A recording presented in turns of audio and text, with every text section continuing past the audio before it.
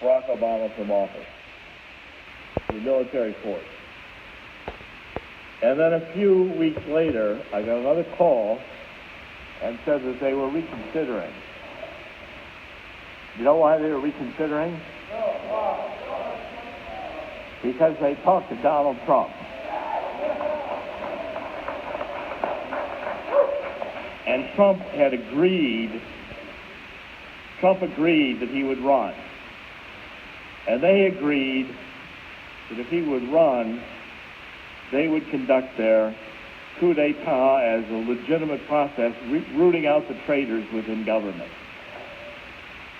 And that pact between the military and Donald Trump has held. As we've been interpreting and watching, and Alex has been following QAnon is military intelligence and close to Trump. And the intelligence we're getting really is a lot of the inside script. Now, everybody says Donald Trump is going to lose, he's going to be out of office, he's going to be impeached. You watch CNN, MSNBC, they're throwing a party today, and all the 20 people watching them across the nation are very enthused. Donald Trump will not be removed from office. He will not be removed from office.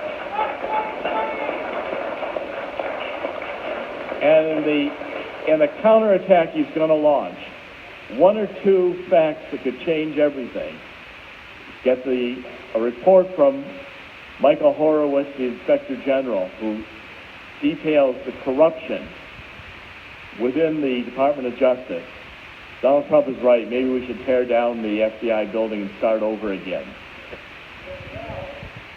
And if you take a look at the depth of this corruption, it's pervasive since George H.W. Bush. The bureaucrats who have stayed, including these SES bureaucrats who are there mostly permanently, they're globalists. They don't believe in America anymore. They think they're smarter than America, smarter than the Founding Fathers. We ought to revise the Constitution. They are, there's a very simple word that describes what they are. Traitors. Traitors. It's a capital crime. And I want to predict to you here today that when the tables turn, Donald Trump will be invoking military tribunals, and even Hillary Clinton and Barack Obama are going to be facing treason charges.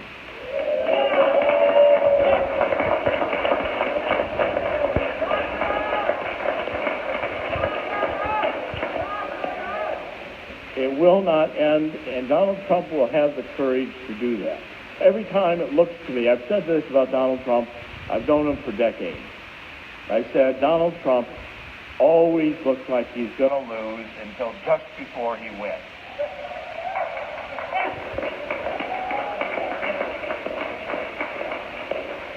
Always. He's always looking like he's 1 inch from being, losing all his money. 1 inch from losing this deal or that deal. Everything Donald Trump has done in his life has been a success. And in the final game of this, I think Donald Trump will reduce the bureaucracy. I'd say 95% would be good, maybe 100%, because the bureaucracy isn't specified in the Constitution. There's no discussion. There's no article about the bureaucracy, which means it can all be removed. Fire them all. And I think what we can have is a rebirth, as we say, of freedom in this country. But I want to say 2 or 3 things about Zuckerberg.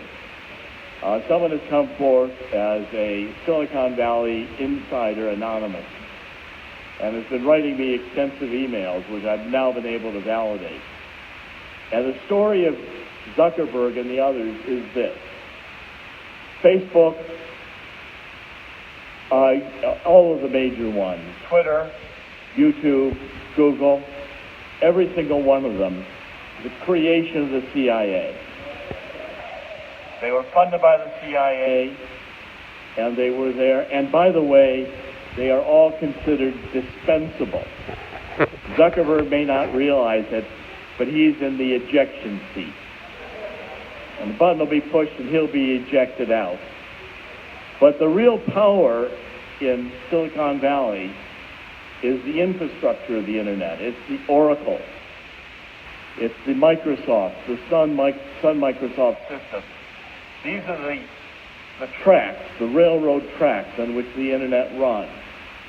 The bridges, the infrastructure. And the people who are really controlling Silicon Valley are the Larry Ellisons. These are the people you know less about because they're not the front men. You know, Zuckerberg is dispensable. Eric Schmidt is dispensable. Google is dispensable. So just replace it with another one. Because the real godfathers are the Larry Ellisons and the others. And who funded Larry Ellison? The CIA, the military-industrial complex, moving in with Lockheed and the others wanting the creation of a new generation of electronic hardware for the military. And the process, and that started going back into the 50s. What happened is along the way, they realized with social media, they could create something where we would all give them all of our information freely about everything about ourselves.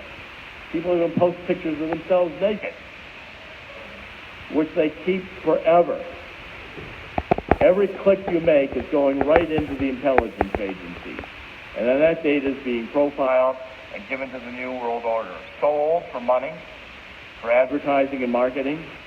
And by the way, Zuckerberg may have his own rules and his own way to protect privacy, but don't for a minute think that they aren't still collecting the information. They've got it all. It's archived. It's every phone call you've ever made, every email you've ever made. And people are stupid enough to put these devices in their homes, which can record everything they say.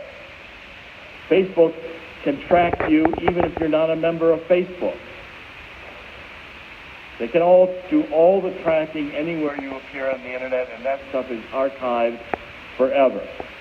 What we've got to do is we've got to reclaim the internet. We've got to have an internet Bill of Rights, as it were, to oppose First Amendment, Second Amendment, Fourth Amendment.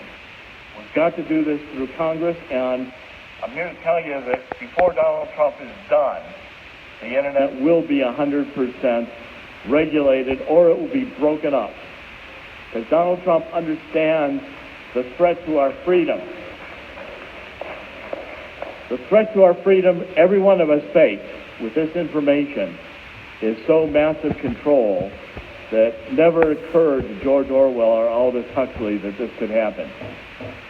But I'm here to say that in conclusion of all this, the same conclusion in the book I've just written in Killing the Deep State, it ends, in the end, Donald Trump wins. And never forget that in the end, God wins. Thank you.